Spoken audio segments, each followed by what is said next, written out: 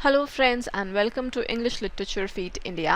आज हम करेंगे Kanthapura by Raja Rao. It's a very famous novel and a canonical novel in Indian English literature या फिर इंडियन लिटरेचर। उसके अंदर बहुत इंपॉर्टेंट टेक्स्ट माना जाता है ये। So let's directly jump to the introduction now. So जो कांतापुरा है that was first published in 1938 by Raja Rao और ये उनका सबसे फेमस वर्क है।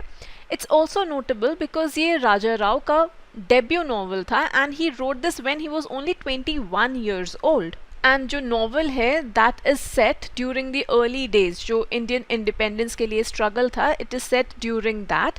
एंड नॉवल जो है वो क्रॉनिकल करता है, रिकॉर्ड करता है जो महात्मा गांधी की टीचिंग्स का इम्पैक्ट था on a small south Indian village जिसका नाम कांतापुरा है। तो हिंदी में तो अगर आप देखेंगे तो प्रोनाउंसिएशन कांतापुर ही रहेगा, है ना। वो तो जब हम एंग्लिसाइज करके बोलते हैं तो कांतापुरा हो जाता है, राइट। सो कांतापुरा जो है वो राजा राव का सबसे वेल नोन नॉवल है और उनकी एक अक्लेम्ड बुक मानी जाती है ये, because it serves as a critique of the traditional Indian caste system. जो बुक है वो नरेट की गई है एक पुराण की फॉर्म में और नरेट करती है जो गांव में एक बूढ़ी औरत है अच्चक्का नाम की। She narrates this. ऑल्सो जो ये कांतापुरा जगह है this is a fictional setting. South India में it's a fictional setting, real की कोई जगह नहीं है ये। Now talking about the historical context, तो जो कांतापुरा है वो सेट है जो इंडियन इंडिपेंडेंस मूवमेंट के शुरू के दिन थे। It's set during that. तो अब इंडियंस जो थे अपनी आज़ादी के लिए तो काफ़ी समय से लड़ रहे थे, राइट। लेकिन जो कैंपेन था नॉन वायलेंस का, कि नॉन वायलेंट रेजिस्टेंस का, which was headed by Mahatma Gandhi and जो इंडियन नेशनल कांग्रेस था, तो that began in the 1920s। जब रिमेंबर वो जलियांवाला बाग मैसेकर हुआ था, जब वो ब्रिटिश जनरल डायर ने इतने सारे लोगों को जो कि पीसफुली वहां पर प्रोटेस्ट कर रहे थे अमृतसर में, उन्हें शूट करने का ऑर्डर दिया था। So it began around that time. तो जब गांधी जी ने ये डिसाइड किया कि ब्रिटिश गवर्नमेंट के साथ कोऑपरेट करना इमोरल होगा, तो उन्होंने नॉन कोऑपरेशन मूवमेंट को लॉन्च किया था ताकि वो स्वराज अचीव कर सके इंडिया के लिए। एंड अंडर दिस वो इंडियंस को एंकरेज करते थे कि फॉरेन गुड्स जो हैं, स्पेशली जो ब्रिटिश शराब और क्लोथिंग होती है,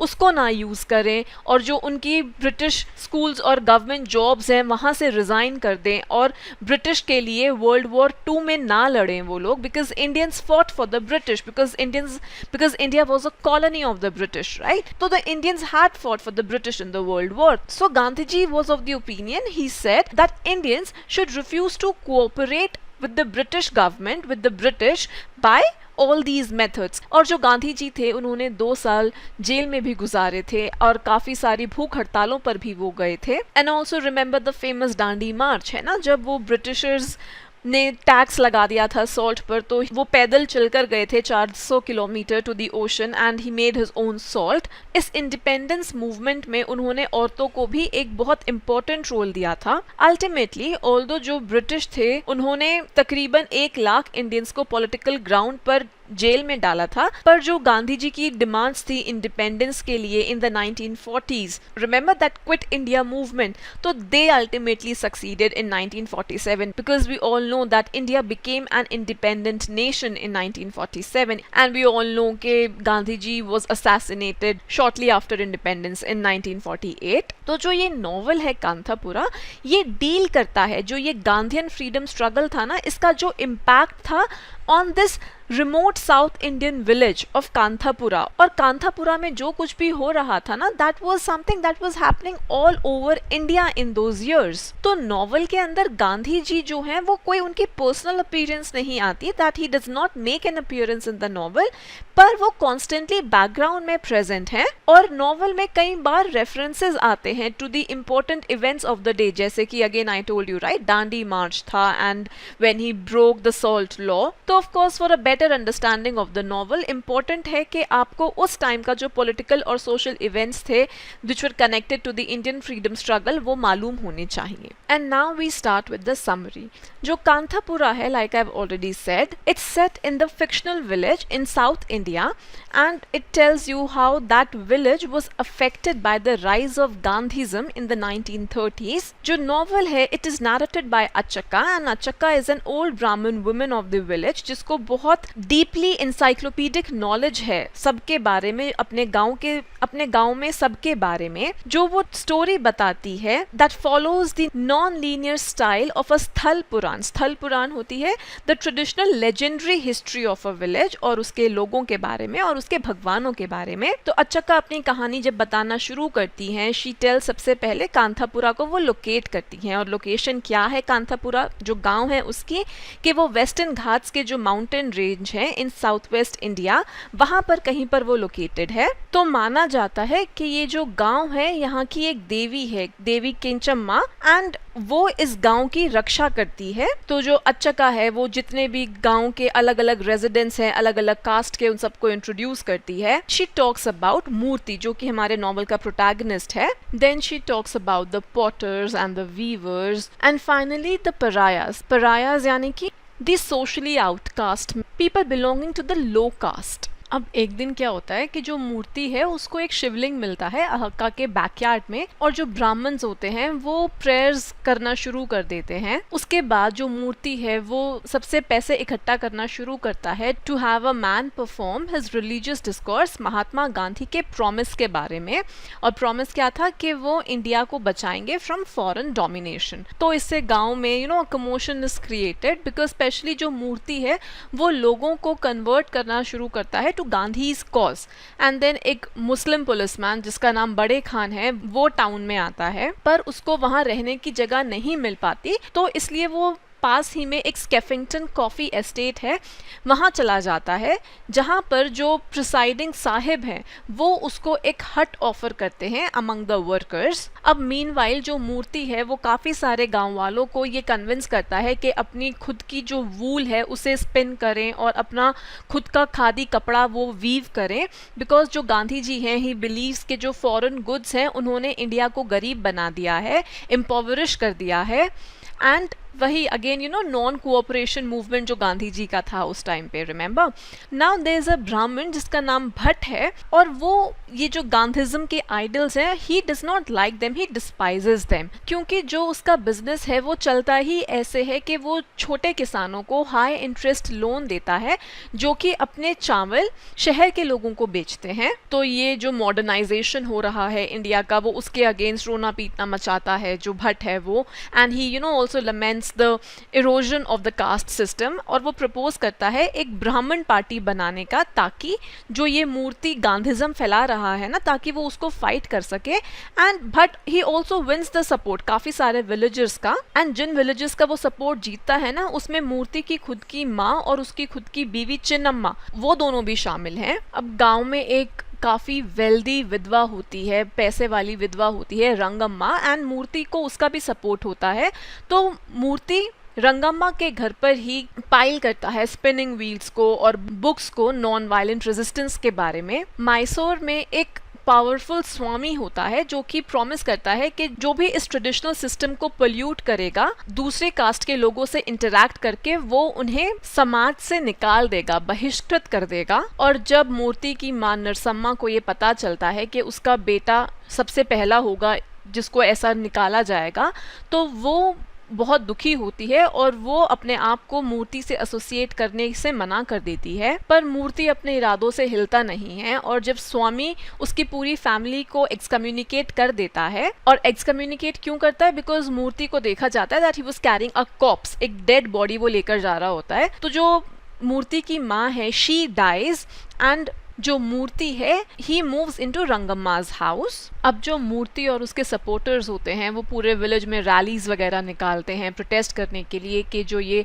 कूलीज हैं, परायाज हैं, उनका जो मिसट्रीटमेंट होता है in the local British plantation, and उस प्लांटेशन का नाम है स्केफिंगटन कॉफी एस्टेट। जो मूर्ति और उसके सपोर्टर्स हैं वो डिमॉन्स्ट्रेट करते हैं, चिल्लाते हैं इन सपोर्ट ऑफ गांधी, और जो कॉलोनियल पुलिस है वो रिस्पॉन्ड करती है कैसे, काफ़ी सारे गाँव वालों को वो अरेस्ट कर लेती है और काफ़ी सारे गाँव वाले are wounded by the colonial police. अब इसके बाद क्या होता है, जब वो ऐसा करती है ना कॉलोनियल पुलिस, तो इससे बहुत और ज़्यादा प्रोटेस्ट होती हैं outside that coffee estate, because जो विलेजर्स हैं वो जस्टिस की डिमांड करते हैं। और इस बार जो कॉलोनियल गवर्नमेंट है वो और ज़्यादा रूथलेसली रिस्पॉन्ड करती है। पुलिस ना बच्चों को, ना बुजुर्गों को, ना औरतों को, किसी को नहीं बख्शती। वो जो स्केफिंगटन एस्टेट पर, कॉफ़ी फार्म पर जो वहाँ पर कुलीस काम कर रहे होते हैं ना, उन्हें बहुत ज़्यादा गुस्सा आता है जब वो देखते हैं कि जो उनके फेलो गाँव वाले हैं, फेलो विलेजर्स हैं, उनको कैसे गवर्नमेंट टॉर्मेंट कर रही है। और वो डिसाइड करते हैं कि वो भी इस प्रोटेस्ट को ज्वाइन करेंगे,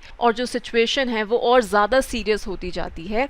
एज अ रिजल्ट मूर्ति को डिटेन कर लिया जाता है और उसे एक लंबी जेल की सज़ा सुनाई जाती है। रंगम्मा जो होती है, remember that she was this wealthy window, respected window, तो वो रहती है वहीं पर और वो चार्ज लेती है अपने हाथों में ऑफ द कांग्रेस के वो जो गांधी जी का स्ट्रगल है फ्रीडम के लिए उसको कंटिन्यू रखेगी। वो काफ़ी सारी यंग औरतों को ट्रेन करती है, ऑर्गेनाइज करती है, एंड शी ट्रेन्स देम कि वो इस फ्रीडम की फाइट में भाग लें, आगे रहें, फ्रंट पे रहें। मूर्ति जो है वो अपनी सज़ा काटता है and he remains away Kanthapura से, वर्किंग इन द मूवमेंट। जो मूवमेंट के लीडर्स हैं वो एक कैंपेन लॉन्च करते हैं अपने फॉलोअर्स से ये कहते हुए कि वो टैक्सेस ना पे करें और गवर्नमेंट को ना ही लैंड रेवेन्यू दें। अपने फॉलोअर्स को वो एजुकेट करते हैं कि कैसे वो ऑल्दो गवर्नमेंट की जो भी मूव्स हैं उनके फार्म को डिस्ट्रॉय करने का, उनकी प्रॉपर्टी को डिस्ट्रॉय करने का, डिस्पाइट दैट उनका नॉन वायलेंट रहना ज़रूरी है, उसका क्या इम्पोर्टेंस है, सिग्निफिकेंस है। They educate their followers on that.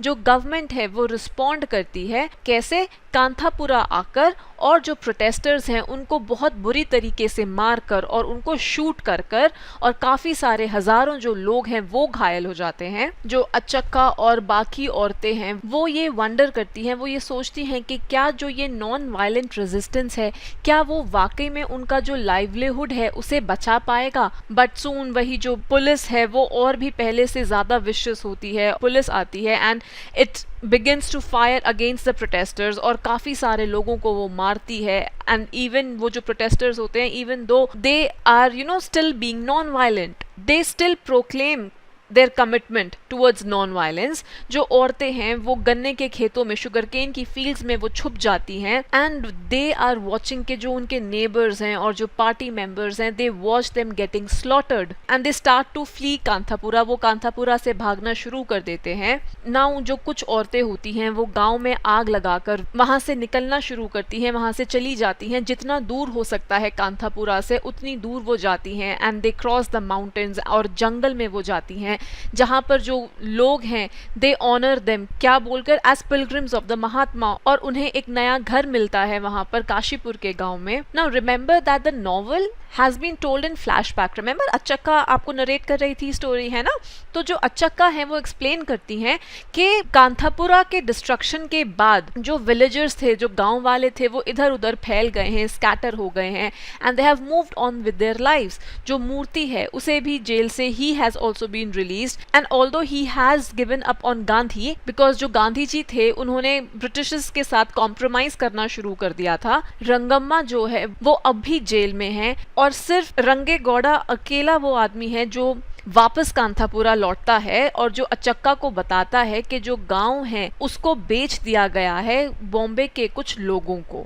And this is where the novel ends. Now let's briefly talk about the themes. तो एक इम्पॉर्टेंट थीम जो नॉवल के अंदर है दैट इज कास्ट। तो जो ट्रेडिशनल कास्ट हायरार्की और जो गांधीयन आइडल था ऑफ इक्वालिटी, इनके बीच का जो कॉन्फ्लिक्ट है that is very important, especially in the first half of Kanthapura. तो if you would see novel के अंदर जो कांथापुरा के रेजिडेंट हैं वो इनिशियली उनको डर लगता है कि जो मूर्ति का कैंपेन होता है ना गांधीयन नॉन वायलेंट रेजिस्टेंस का, क्योंकि उनको गांव वालों को ये लगता है कि जो मूर्ति है वो गांव को पोल्यूट कर रहा है, जो होली कास्ट डिविजन्स हैं उनको ओवरटर्न करके।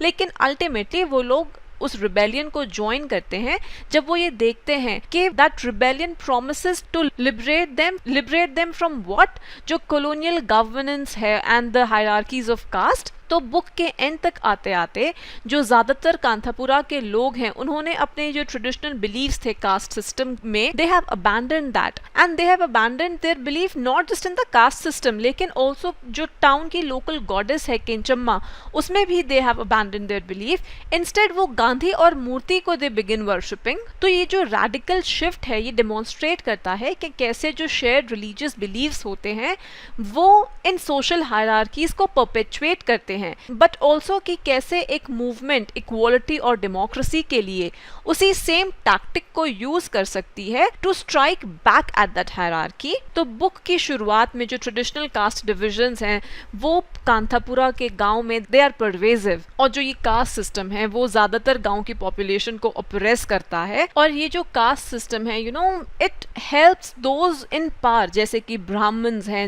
Who are at the top of this caste hierarchy, and it also benefits जो कॉलोनियल गवर्नमेंट है बिकॉज दे बेनिफिट कि जो लोगों का इतना स्ट्रॉन्ग विश्वास है ब्राह्मण्स में, तो कॉलोनियल गवर्नमेंट को उससे बेनिफिट होता है। ओके तो जो गांधीज्म का बिलीव था इक्वालिटी में वो इस कास्ट सिस्टम को थ्रेटन करता है, क्योंकि सबसे पहली डिमांड तो वहाँ पर है ही क्या गांधीज्म में कि सारे विलेजर्स चाहे कोई भी किसी भी कास्ट के हों वो they should do the same work. और वो वर्क क्या है कि यार्न स्पिन करना और कपड़ा बनाना, मेकिंग क्लॉथ। और ये जो है ना कि सेम काम करना सभी को इररिस्पेक्टिव ऑफ देयर कास्ट, ये जो विलेज की ट्रेडिशनल डिविजन ऑफ लेबर है कास्ट के बेसिस पर, ये उसको वायलेट करता है। एंड दैट इज वाई जो गांव के जो ब्राह्मण्स हैं, पावरफुल ब्राह्मण्स हैं, वो मूर्ति के इस कैंपेन को देखते हैं कि उन्हें लगता है कि वो इस गांव को पोल्यूट कर रहा है। ऑल्सो रिमेंबर कि जो गांधीज्म का कांथापुरा में इंट्रोडक्शन होता है, और ऐसा नहीं है कि उसके इंट्रोडक्शन से गांव में उसके आने से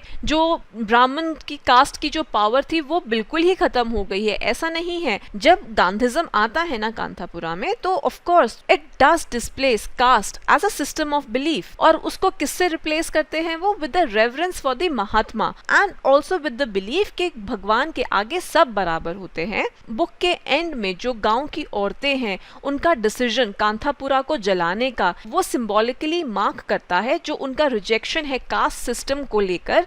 it marks that and what did this caste system do कि उन्होंने ब्राह्मण कास्ट को सारे जितनी भी पॉलिटिकल और रिलीजियस अथॉरिटी थी that was vested in the Brahmin caste. Instead वो जो औरतें हैं they claim that political power for themselves, और वो सोशल हायरार्की को रिजेक्ट करती हैं। जो हमारे नॉवलिस्ट हैं Raja Rao, he also seems to suggest कि वाइल जो डेमोक्रेसी और इक्वालिटी है वो ओप्रेस्ड लोगों के बेस्ट इंटरेस्ट में होती है, लेकिन उसको अचीव करने के लिए काफ़ी बार हमें वही ऑर्गेनाइजिंग टैक्टिक्स इस्तेमाल करने पड़ते हैं जो कि जो पावरफुल लोग हैं, जो पावर में लोग हैं वो यूज़ करते हैं उस स्टेटस को मेंटेन करने के लिए, सस्टेन करने के लिए। Now we come to the second most important theme which is nationalism and colonialism। तो जो बुक का फर्स्ट हाफ था वो कास्ट वाले चीज़ पर थोड़ा फोकस ज़्यादा था, और जो सेकेंड हाफ है वो एक दूसरा कॉन्फ्लिक्ट आपको प्रेजेंट करता है विच इज़ कि जो गांधीयन नेशनलिस्ट विलेजर्स हैं, जो गांव वाले हैं, they have now become Gandhian nationalist, और अब because they are not worried about caste that much तो वो नॉन वायलेंटली रेजिस्ट करते हैं ब्रिटिश कॉलोनियल गवर्नमेंट को in the name of the Indian nation. जो गांधीज्म है वो इंस्पायर करता है कांथापुरा के रेजिडेंट्स को ब्रिटिश कॉलोनियल गवर्नमेंट का जो ऑपरेशन है उसके अगेंस्ट फाइट करने के लिए, and all this in the name of India. And this India that's a mythical nation जो अभी आएगा।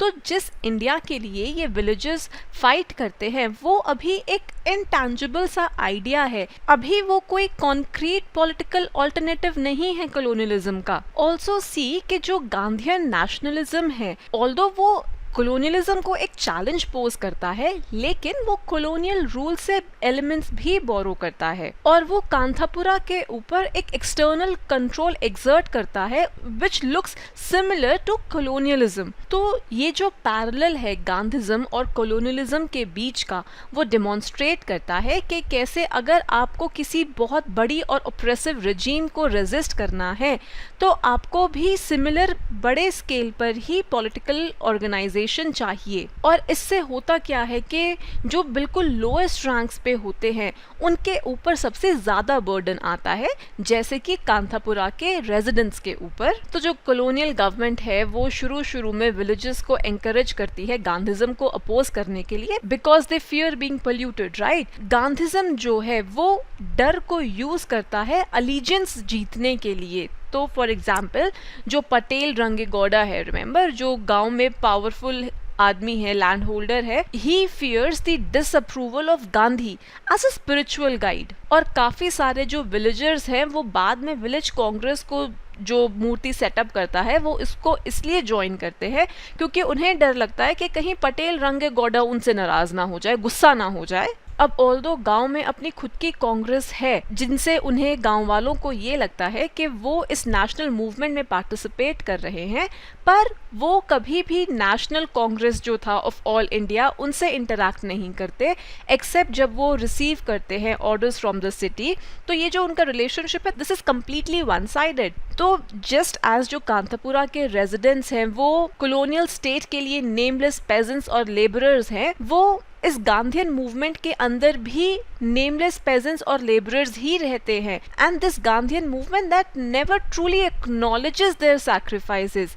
येट हैविंग सेड दैट, जो गांधीयन मूवमेंट था वो कभी भी सक्सीड नहीं कर पाता बिना इतने सारे नेमलेस लेबरर्स और पेजेंट्स और लोगों के कोऑपरेशन के, जो कि जेल गए थे और मारे गए थे in the name of a nation जिसकी डाइवर्सिटी को वो लोग शायद इमेजिन भी नहीं कर सकते थे। तो जो हमारे नॉवेलिस्ट हैं वो इस पैराडॉक्स को पॉइंट आउट करते हैं, which was at the heart of anti colonial nationalism, कि जो पहले सेल्फ सफिशिएंट कम्युनिटीज थी जिन्हें एक पावरफुल गवर्नमेंट ने ओप्रेस कर दिया, वो अपनी फ्रीडम तभी जीत सकती थी by appealing to another powerful government जो कि काफ़ी तरीकों में सेम तरीके से ही ऑपरेट करती है एज द oppressive one.